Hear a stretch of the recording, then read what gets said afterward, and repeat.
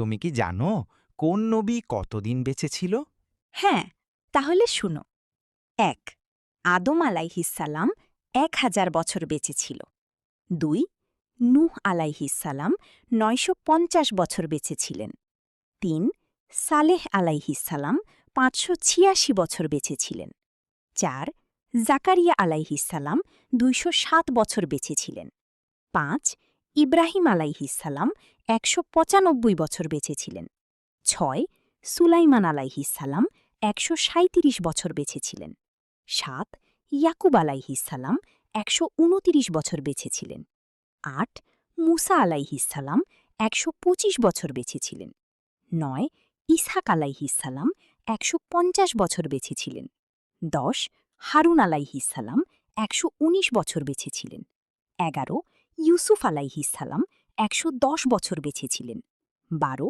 হজরত মুহাম্মদ সাল্লাল্লাহু আলাইহিসাল্লাম ৬৩ বছর বেঁচে ছিলেন।